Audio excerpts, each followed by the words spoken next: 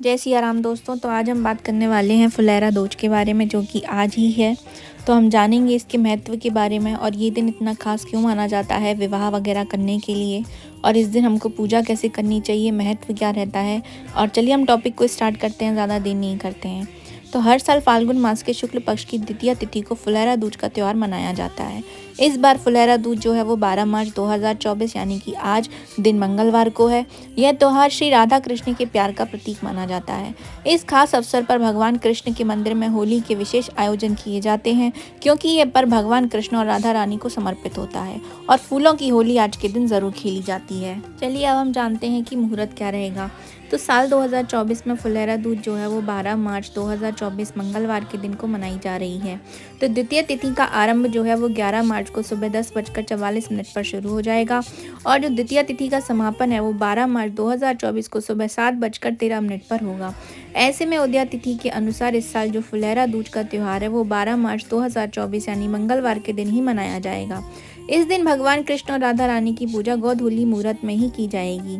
तो मुहूर्त जो रहते हैं 12 मार्च को सुबह 9:32 से दोपहर के 2 बजे तक रहेगा। वहीं जो गोधूली मुहूर्त है वो शाम को 6:25 से शाम को 6:50 तक रहने वाला है। इस साल जो है फुलेरा दूज पर 2 शुभ योगों का निर्माण भी हो रहा है। तो उन शुभ योगों में से जो पहला योग है वो है सर्वार्थ सिद्धि योग और अमृत सिद्धि योग बन रहे हैं। तो हिंदू पंचांग के अनुसार उलिश दूज पर जो है आज रेवती नक्षत्र का निर्माण भी हो रहा है, जो रात को 8:29 तक रहने वाला है। सबसे पहले मैं आपको बताती हूँ कि जो फुलेरा दूज है आज के दिन जो है फूलों की होली क्यों खेली जाती है। इसके महत्व के बारे में हम बाद में बात करेंगे, लेकिन पहले इनके पीछे का कारण जानना जरूरी होता है।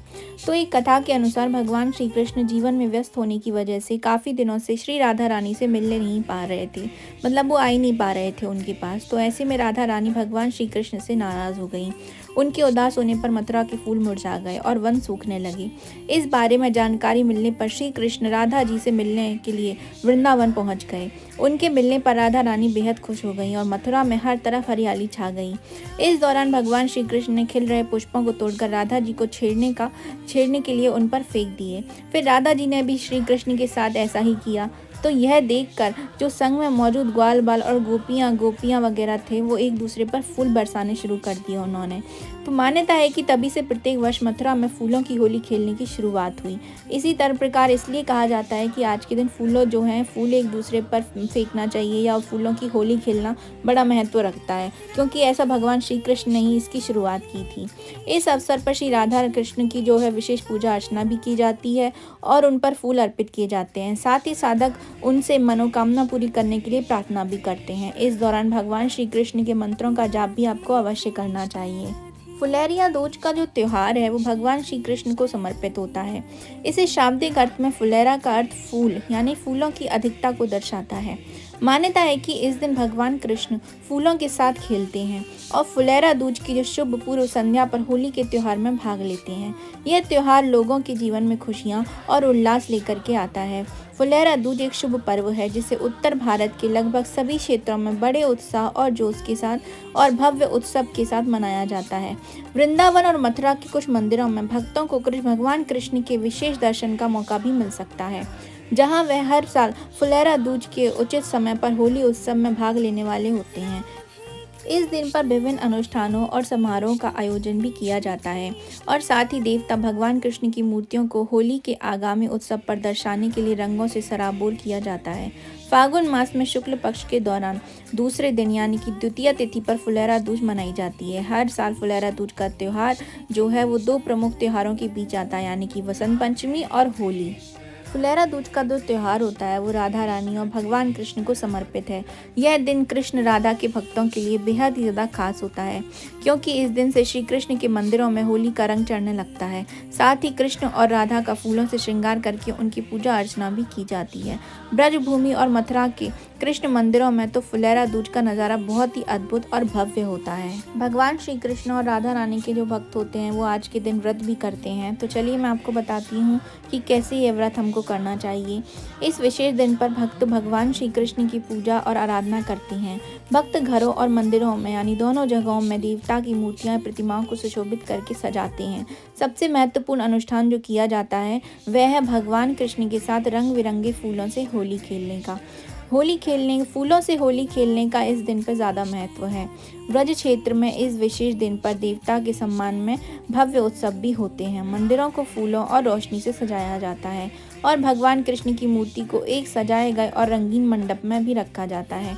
रंगीन कपड़े का एक छोटा टुकड़ा भगवान कृष्ण की मूर्ति की कमर पर लगाया जाता है, जिसका प्रतीक है कि वह होली खेलने के लिए तैयार हैं। शयन भोग की रस्म पूरी करने के बाद रंगीन कपड़ों को हटा दिया जाता है।